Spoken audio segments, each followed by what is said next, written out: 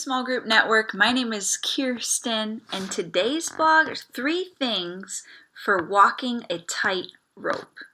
Andy Stanley says this, that some tensions are to be managed, not problems to be solved. And I was recently convicted of a conversation that I had with one of my small group point people.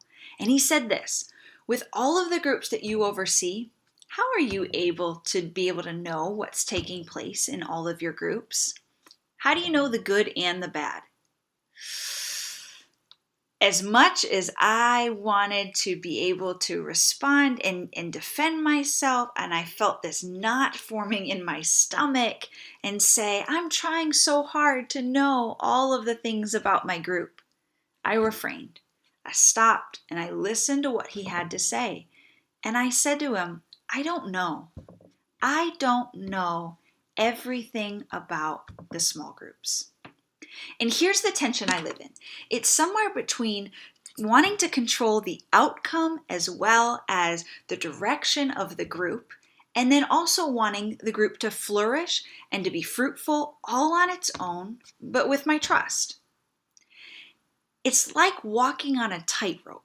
Because one side can be too far extreme, too much control, and the other side could be too much freedom that there's no need for my job anymore.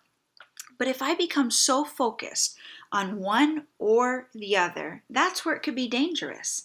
I could be so focused on what curriculum are you studying and who's in your group and going to visit every single week, and I need to know all the details about your group. And I could end up unintentionally, even if I have a good heart behind it, coming across as I don't trust that small group point person.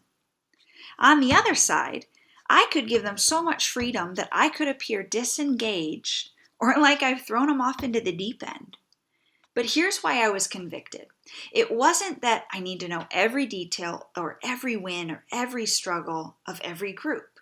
That would be impossible. It was the fact that I wasn't asking enough of the right questions to know more about my groups and the small group point people. Mark Batterson says this, if our prayers aren't specific, God gets robbed of the glory that he deserves because we second guess whether or not he actually answered them. And here's what I've learned. The less I know about the stories of my small group point people, the less I'm able to praise God for. So here are 3 things that help me basically manage the tension instead of resolving it. Number 1, how am I taking the time to be active and engaged with the lives of my small group point people? Number 2, how often am I praying for the small group point people? And number 3, how am I making myself available to the small group point people? And does everyone know my availability? See, this blog is not going to be able to just give you a formula or a trick or say, here's the sweet spot. No, it's not that easy. In fact, it's a challenge. But here's my challenge to you. Take a step back and think about where you are on the rope. Or maybe you've fallen off the rope. You see, a tightrope isn't a bad place to be.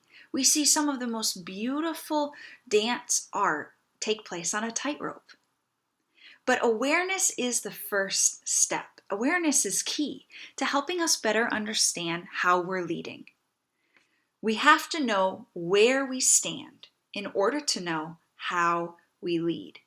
So what are the stories of the wanting and the waiting, of the hurts or the hopes and the dreams of the small group point people that you lead? Where are you on the tightrope? Or maybe you've fallen off the tightrope. You're not leading in the tension anymore and you need to get back on the tightrope. Let's live in the area of managing, not resolving, together.